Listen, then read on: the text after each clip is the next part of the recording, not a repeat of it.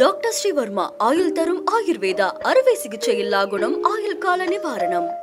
Summer holidays வந்தாச்சு, நம்ம GT ஹாலிடேஸும் வந்தாச்சு. GT holidays, south India's #1 travel brand. வந்தாச்சு தி சென்னை சில்க்ஸின் mega combo sale, summer chill out sale. IBC Tamil நேயர்களுக்கு வணக்கம். வரும் 2026 சட்டமன்ற தேர்தல் வெற்றிக்காக திமுக அமைத்துள்ள அந்த 8 மண்டலங்களை ஒவ்வொரு மண்டல வாரியாக நம்ம பேசிட்டு இருக்கோம். அந்த வகையில் இன்றைக்கி நம்ம பார்க்க போகிற மண்டலம் தெற்கு மண்டலம். ஸோ அதனை பற்றி பேச நம்மளோட ஐபிசி தமிழுடைய அரசியல் நிர்வாக பிரிவு ஆசிரியர் ஜெயலலிதா இணைந்திருக்கிறார். வணக்கம். வணக்கம் ப்ரோ. ஸோ இன்றைக்கி நம்ம பார்க்க போகிற மண்டலம் தெற்கு மண்டலம். ஸோ அதற்கு பொறுப்பு அமைச்சர் தெங்கம் தென்னரசு அவரை நியமிச்சிருக்காங்க. சொல்லுங்கள், எப்படி இருக்க போகுது? இதை முழுமையான தெற்கு மண்டலம் சொல்ல முடியாது. தெற்கு மண்டலத்தையே திமுக 2ஆக பிரிச்சிருக்காங்க. பழைய திருநெல்வேலி மாவட்டத்திலிருந்து துணை பொதுச் செயலர் கனிமொழி கொடுத்துருக்குறாங்க. இது மதுரையிலிருந்து மதுரை, தேனி, சிவகங்கை, ராமநாதபுரம், விருதுநகர் இந்த 5 மாவட்டங்களும் தங்கம் தென்னரசுக்கு கொடுக்கப்பட்டிருக்கு. மொத்தம் 29 தொகுதிகள். இதில் 21 இப்போ திமுக கூட்டணி வசம் இருக்குது. இதில் திமுகவுக்கான ப்ளஸ் பாயிண்ட் என்ன அப்படின்னு பார்த்தோம்னா, அதிமுகவுக்கான மைனஸ்கள் எல்லாமே திமுகவுக்கான ப்ளஸ்ஸாக மாறுது. ஒரு 2 தேர்தலுக்கு முன்னாடி இந்த 5 மாவட்டங்களையும் இப்படி வச்சு இது யாருக்கு சாதகமானது அப்படின்னு பார்த்தோம்னா, தமிழ்நாட்டில் அரசியல் தெரிஞ்ச எல்லாருமே சொல்லியிருப்பாங்க இதெல்லாம் அதிமுகவுக்கு சாதகமான பகுதி, அதிமுக அதிக வாக்குகள் விழுகும் அப்படின்னு சொல்லிட்டு. ஆனால் ஒரு 2016 ஜெயலலிதா மறைவுக்கு பிறகு அதிமுகவில் நடந்த அந்த ஸ்பிளிட் அது பெரிய அளவில் மாற்றிருக்கு. நீங்கள் 2016 பார்த்துருந்தீங்கன்னா கூட இதில் கணிசமாக திமுக வெற்றி பெற்றிருந்தாங்க. ஓரளவுக்கு பழைய மோசமான அளவு இல்லாமல் திமுக கொஞ்சம் வெற்றி பெற தான் செஞ்சுருந்தாங்க. 2019 மக்களவைத் தேர்தல், 2021 சட்டப்பேரவைத் தேர்தல், இந்த சசிகலாவினுடைய எவிக்ஷனுக்கு பிறகு, சசிகலா அதிமுகவிலிருந்து வெளியே அனுப்பப்பட்டதுக்கு பிறகு இதில் பெரிய மாற்றங்கள் உண்டாச்சு. ஓபிஎஸும் அனுப்பப்பட்டதுக்கு பிறகு இது ரொம்ப மோசமான ஒரு இடத்துக்கு அதிமுகவை நகர்த்திட்டு போயிடுச்சு. அந்த இடத்துல இருந்து தான் இங்கே திமுக எமர்ஜ் ஆகுது. இப்போ மதுரை மாவட்டத்தில் பார்த்தீங்கன்னா 10 சட்டப்பேரவை தொகுதி இருக்குது. இதில் திமுக கிட்ட 4 தொகுதிகள் இருக்குது. உதயசூரியனில் போட்டியிட்ட மதிமுக 1 தொகுதின்னு திமுக கூட்டணி கிட்ட 5 இருக்குது. அதிமுகவை பொறுத்த வரைக்கும் அவங்க 5 தொகுதிகளில் 2021 வெற்றி பெற்றிருந்தாங்க. இதில் ஒருத்தர் இப்போ ஓபிஎஸ் அணியில் இருக்கார், உசிலம்பட்டி எம்எல்ஏ ஐயப்பன் இப்போ ஓபிஎஸ் அணியில் இருக்கார். ஸோ அது அதிமுகவுக்கு 4ன்னு தான் நம்ம போட முடியும். இதில் மதுரையில் திமுகவுக்கு இருக்கிற பெரிய சிக்கலாக எது இருக்குன்னா, இங்கே மதுரையில் திமுகவுக்கான ஆட்கள் அதிகம். அமைச்சர் மூர்த்தி, அமைச்சர் பிடிஆர், அதே மாதிரி இன்னொரு பொட்டன்ஷியல் மினிஸ்டர் கேண்டிடேட்டாக கருதப்படுற மாவட்ட செயலாளர் தளபதி, இவங்க 3 பேரும் இருக்கிறாங்க. இவங்க 3 பேரையும் சமாளிக்க வேண்டிய ஒரு பொறுப்பில் தான் தங்கம் தென்னரசு மண்டல பொறுப்பாளராக அங்கே போயிருக்கார். இதில் அதிமுக கிட்ட இருக்கிற அந்த 5 தொகுதிகளில் பார்த்தோம் அப்படின்னா அங்கேயும் முக்கியமான ஆட்கள் இருக்காங்க. திருப்பரங்குன்றத்தில் ராஜன் செல்லப்பா எம்எல்ஏவாக இருக்கிறார். மதுரை மேற்கில் செல்லூர் ராஜு எம்எல்ஏவாக இருக்கிறார். அதுக்கு பிறகு திருமங்கலத்தில் ஆர்பி உதயகுமார் அப்படின்னு சொல்லிட்டு, மேலூரில் பெரிய விழா, இது மாதிரி ஒரு ஸ்ட்ராங்கான ஆட்களாக தான் அங்கே இருக்கிறாங்க. இதில் மதுரை மேற்கு தொகுதியை இந்த முறை திமுக கைப்பற்றியே ஆகணும் அப்படிங்கிற அடிப்படையில் அமைச்சர் மூர்த்திக்கு அங்கே தொகுதி பொறுப்பாளராக கொடுத்துருக்காங்க. அந்த மாவட்டத்தை ரீஆர்கனைஸ் பண்ணதில் மதுரை மேற்கு மூர்த்தி கையில் கொடுத்துருக்காங்க. செல்லூர் ராஜு தோற்கடிச்சு ஆகணும் அப்படிங்கிற மாதிரியான ஒரு இதில். ஸோ இதையெல்லாம் சேர்த்து வழிநடத்த வேண்டிய ஒரு பொறுப்பில் தான் தங்கம் தென்னரசு போயிருக்கார். இந்த 3 பேருமே இப்போ எம்எல்ஏவாக இருக்கிறாங்க. மூர்த்தி, பிடிஆர் பழனிவேல் தியாகராஜன், தளபதி, இது போக இன்னும் 2 பேர் அங்கே இருக்காங்க. இவங்க தொகுதிகளில் பெரிய அளவில் பிரச்சனை இருக்காது. மதுரை கிழக்காக இருக்கட்டும், மதுரை வடக்காக இருக்கட்டும், மதுரை மத்திய, இந்த 3ம் திமுகவுக்கு சாதகமான தொகுதிகளாக தான் இருக்க போகுது. இதை தாண்டி இந்த அதிமுகவினுடைய தொகுதிகளில் இவங்க கான்சன்ட்ரேட் பண்ண தொடங்கியிருக்காங்க இல்லையா, இதிலிருந்து நம்ம இது பண்ணணும் அப்படின்னு. இதை அவங்க எப்படி பண்ண போகிறாங்க அப்படிங்கிறதான் ரொம்ப முக்கியமான ஒரு விஷயமா இதில் இருக்க போகுது. இந்த 3 பேர்த்துக்கு ஏற்கனவே பிரச்சனை இருக்குது. 2 பேர் அமைச்சர்களாக இருக்கிறாங்க. அப்படிங்கும்போது மதுரை மாவட்டத்தில் யார் ஆதிக்கம் செலுத்துறது அப்படிங்கிறதுல பிரச்சனை இருக்குது. இதில் சீனியரான தனக்கு அமைச்சர் பதவி கொடுக்கப்படலை அப்படிங்கிற ஒரு வருத்தம் தளபதிக்கும் இருக்குது. அவரும் ஒரு மாவட்ட செயலாளர் இருக்கார். ஸோ இந்த விஷயங்கள் எல்லாம் திமுகவுக்கு பிரச்சனையை கொண்டு சேர்க்கலாம். நீங்கள் இதில் அதிமுகவுக்கு இருக்கிற ஒரு ப்ளஸ் பாயிண்ட் என்னென்னா, அங்கே எம்எல்ஏவாக இருக்கிற எல்லாருமே தனித்தனியாக வலுவானவங்க. ஸோ அவங்களுடைய தொகுதிகளை தக்க வச்சுக்க பார்த்தாங்கன்னா இது ரீட்டைன் ஆகிறதுக்கான வாய்ப்பு நிறையவே இருக்குது. திருப்பரங்குன்றத்தில் ராஜன் செல்லப்பா கான்சன்ட்ரேட் பண்ணுறாரு, மதுரை மேற்கில் செல்லூர் ராஜு கான்சன்ட்ரேட் பண்ணுறாரு, அதுக்கு பிறகு இதில் திருமங்கலத்தில் ஆர்பி உதயகுமார் கான்சன்ட்ரேட் பண்ணுறாருன்னா 3 தொகுதிகள் ஆபியஸாக ஏடிஎம்கே பக்கம் போயிடும். இதில் புதுசாக இணைஞ்ச சரவணனும் இருக்குது, டாக்டர் சரவணனும் இருக்குது. அவர் மதுரை வடக்கு தொகுதியை கேட்கறதுக்கான வாய்ப்புகள் அதிகமாக இருக்குது. ஸோ அவரை கட்சிக்குள்ளே தலையெடுத்துட விடக்கூடாது அப்படின்னு சொல்லிட்டு ஏற்கனவே எக்ஸிஸ்டிங்காக இருக்கிறவங்க ஒரு வேலையும் பார்த்துக்கிட்டு இருக்காங்க. அங்கேயும் உட்கட்சி குழப்பங்கள் இருக்குது.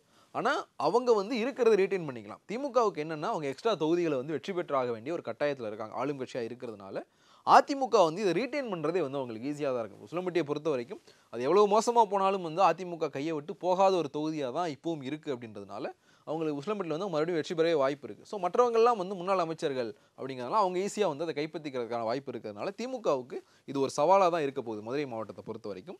அடுத்து தேனி தேனியில் வந்து 2016 பார்த்தா மொத்தம் இருக்கிற 4 தொகுதியுமே வந்து அதிமுக வெற்றி பெற்றிருந்ததுன்னு நினைக்கிறேன். ஆனால் 2021 ஓபிஎஸ் மட்டும்தான் அங்கே வெற்றி பெறார். மற்ற 3 தொகுதிகளும் வந்து திமுக கைப்பற்றுது.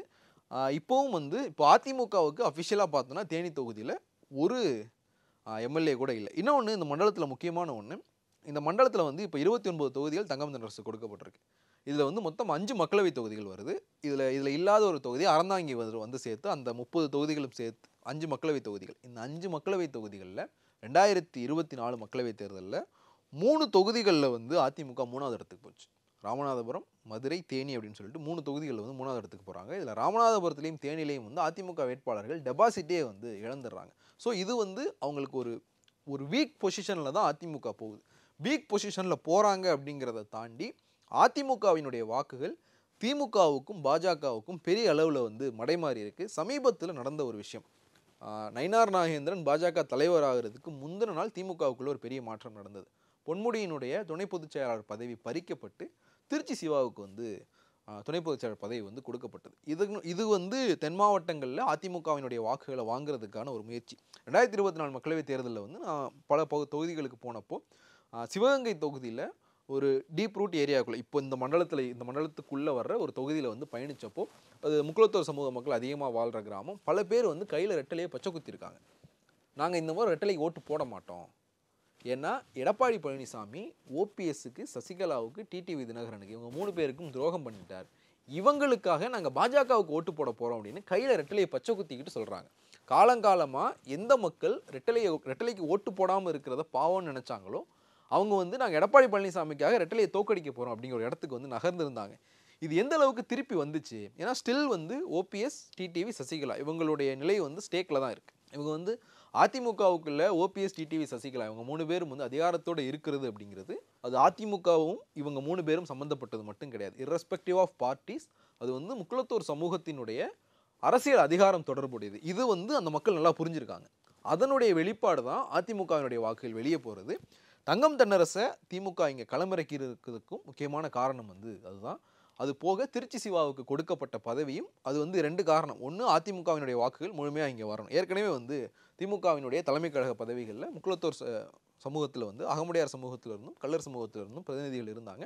மறவர் சமூகத்தை சேர்ந்த ஒருத்தரையும் வந்து அவங்க இணைச்சிக்கிட்டாங்க. துணை பொதுச் செயலராக வந்து தலைமை கழக பதவிகளில் கொண்டு போய் சேர்த்தது வந்து நயினார் பாஜக தலைவர் ஆகிறார் அப்படின்றது வந்து அப்போ கன்ஃபார்ம் ஆனாலும் அது நயினாருக்கான கவுண்டராகவும் இருந்தது, அதிமுகவினுடைய வாக்குகளை வந்து இந்த பக்கம் திருப்புறதுக்காகவும் இருந்தது. ஸோ இதுவெல்லாம் வந்து ஓவராலாக வந்து திமுகவுக்கு கை கொடுக்கறதுக்கான ஒரு வாய்ப்பு இருக்குது. இதை தாண்டி நம்ம மாவட்ட ரீதியாக போனோம் அப்படின்னா இப்போது சிவகங்கையில் வந்து திமுகவில் அமைச்சர் பெரிய கருப்பன் வந்து இருக்கிறார். சிவகங்கை மாவட்டத்தில் 2 தொகுதி வந்து திமுக வசம் இருக்குது. ஒன்று அமைச்சர் பெரிய கருப்பன், இன்னொருத்தவங்க வந்து முன்னாள் அமைச்சர் தமிழரசி வந்து மானாமதுரை தொகுதி எம்எல்ஏவாக இருக்கிறாங்க. இது போக வந்து காரைக்குடியில் வந்து காங்கிரஸ் எம்எல்ஏ இருக்கிறாங்க.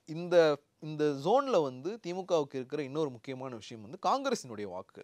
ராமநாதபுரம், சிவகங்கை, விருதுநகர் இந்த 3 மாவட்டங்கள்லையும் வந்து காங்கிரஸுக்கு ஒரு கணிசமான வாக்கு வங்கி இருக்குது. அதாவது பழைய ஒருங்கிணைந்த ராமநாதபுரம் மாவட்டத்தில் வந்து காங்கிரஸுக்கு வந்து கணிசமான வாக்கு வங்கி உண்டு. நீங்கள் பார்த்தீங்கன்னா இந்த 3 மாவட்டங்கள்லையுமே காங்கிரஸ் கட்சிக்கு வந்து ஒவ்வொரு எம்எல்ஏக்கள் இருந்திருப்பாங்க. இதில் வந்து அந்த விருதுநகரில் வந்து காங்கிரஸ் 2 தொகுதிகளில் போட்டியிட்டது, ஸ்ரீவில்லிபுத்தூர் தொகுதியில் வந்து தோல்வி அடைஞ்சிருந்தாங்க. ஸோ காங்கிரஸுக்கான வாக்கு நீங்கள் இப்போ காங்கிரஸ் வந்து தனியாக போட்டிட்டு எவ்வளோ வாக்கு வாங்கும் அப்படின்னு பார்த்தோன்னா பெரிய அளவிலான வாக்குகள் அவங்களால வாங்க முடியாது.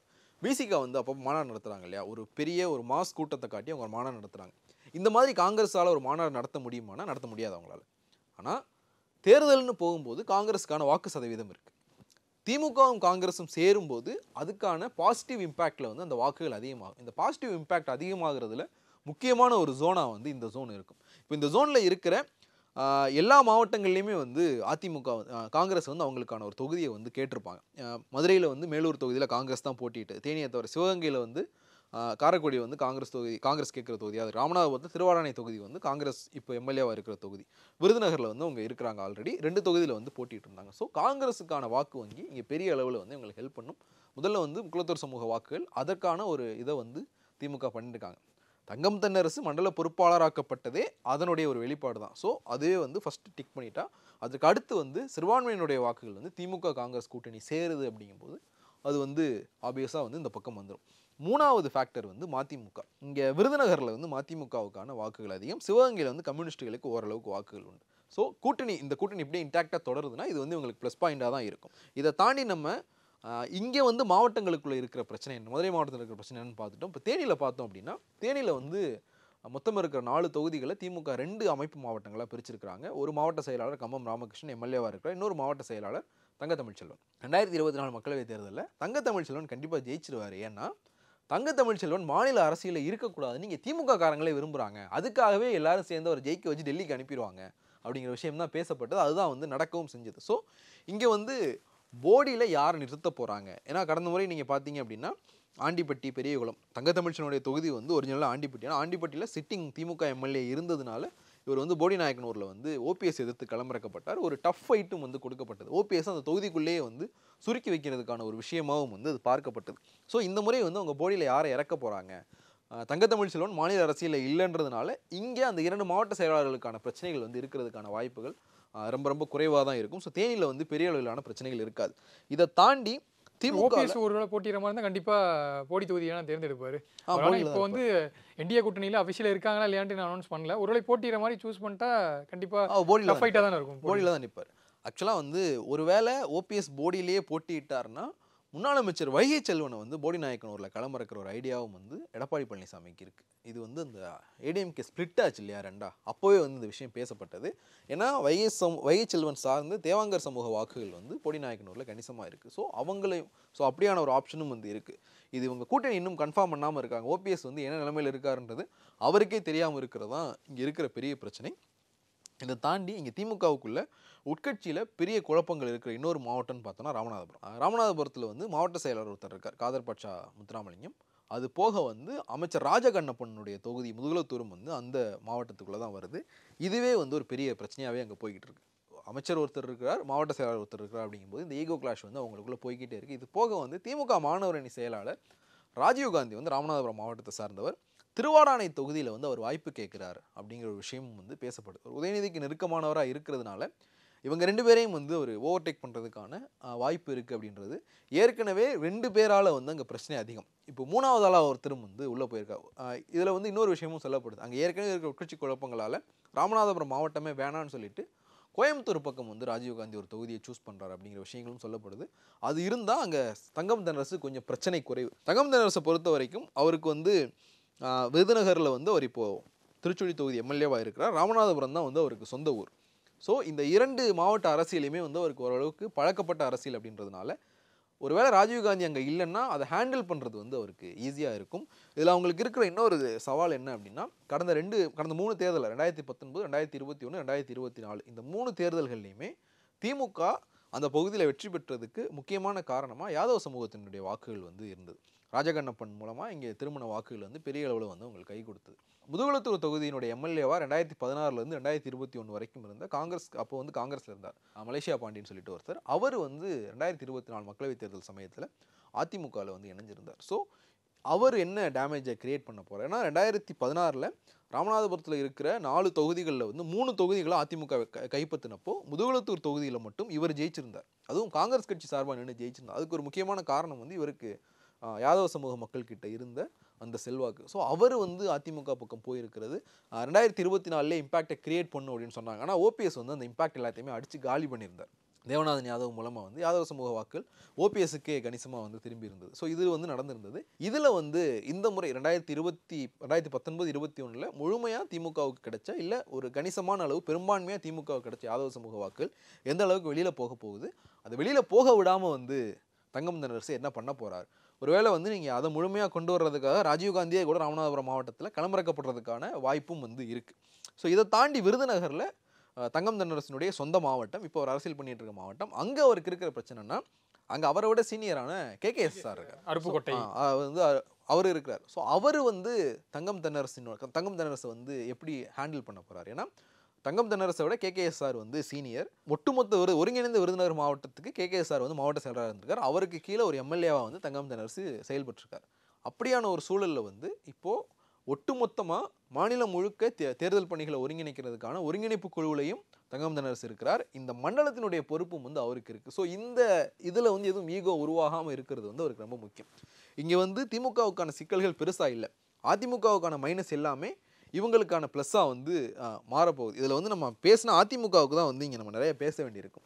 ஆனால் இவங்களுக்கு இருக்கிற சிக்கல்கள் அங்கங்கே இருக்கிற உட்கட்சி பிரச்சனை. அதே மாதிரி வந்து வாக்குறுதிகள் எந்த அளவுக்கு நிறைவேற்றப்பட்டிருக்கு அப்படிங்கிற விஷயமும் வந்து முக்கியமான ஒன்று. இந்த ஆன்டி இன்கம்பன்சி ஃபேக்டர் எந்த அளவுக்கு எடுபட்டிருக்கு, இந்த ஆன்டி இன்கம்பன்சி ஃபேக்டரை கன்சாலிடேட் பண்ணுற அளவுக்கு எதிர்க்கட்சிகள் செயல்படுமா அப்படிங்கிறத பொறுத்து தான் வந்து இங்கே முடிவுகள் இருக்கும்.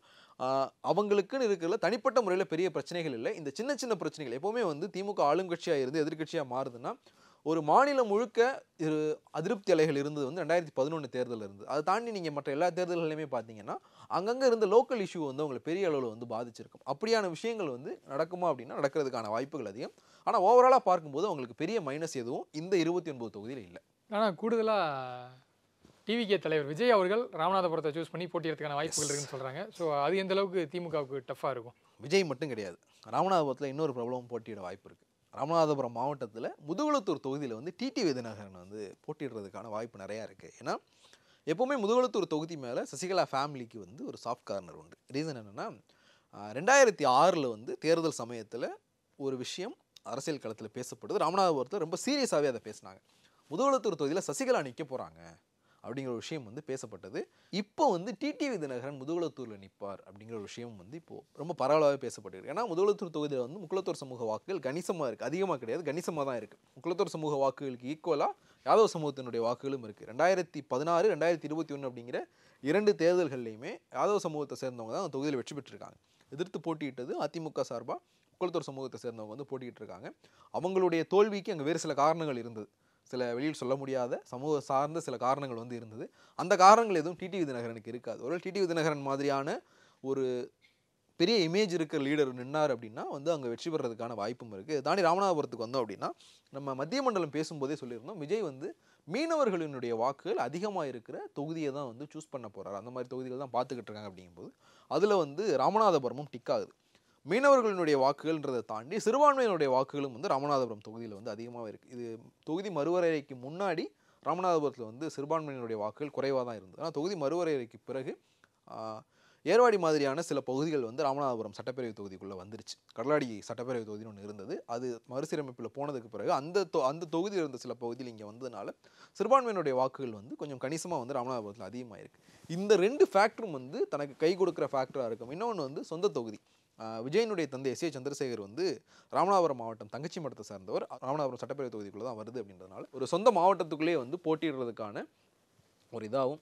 இன்னொன்று வந்து சொந்த மாவட்டம். விஜயனுடைய தந்தை எஸ் ஏ சந்திரசேகர் வந்து ராமநாதபுரம் மாவட்டம் தங்கச்சி மடத்தை சார்ந்தவர். ஸோ அதுவுமே வந்து கை கொடுக்கும். ஸோ அந்த மீனவர் வாக்குகள், சிறுபான்மையினுடைய வாக்குகள் இதெல்லாம் சேர்த்து பார்க்கும்போது விஜயனுடைய லிஸ்ட்டில் ராமநாதபுரம் தொகுதியும் வந்து இருக்குது அப்படிங்கிற விஷயங்கள் வந்து சொல்கிறாங்க. நாகப்பட்டினம் அதே ராமநாதபுரம் அவருடைய லிஸ்ட்டில் இருக்குது அப்படின்னு. ஒருவேளை இந்த 2 பிரபலங்களும் வந்து களமிறங்குறாங்க ஒரே தேர்தலில் அப்படின்னா அது வந்து இன்னும் கொஞ்சம் சுவாரஸ்யமாக இருக்கும். தங்கம் தென்னரசுக்கான வேலை வந்து இன்னும் அதிகமாகிறதுக்கான வாய்ப்புகள் நிறையவே இருக்குது. பொறுத்திருந்து பார்க்கலாம். நேரத்திற்கும் நன்றி. நன்றி பிரபு. டாக்டர் ஸ்ரீவர்மா ஆயுள் தரும் ஆயுர்வேதா அறுவை சிகிச்சை இல்லா குணம், ஆயுள் கால நிவாரணம். சம்மர் ஹாலிடேஸ் வந்தாச்சு, நம்ம ஜிடி ஹாலிடேஸும் வந்தாச்சு. GT holidays, south India's #1 travel brand. வந்தாச்சு தி சென்னை சில்க்ஸின் mega combo sale, summer chill out sale.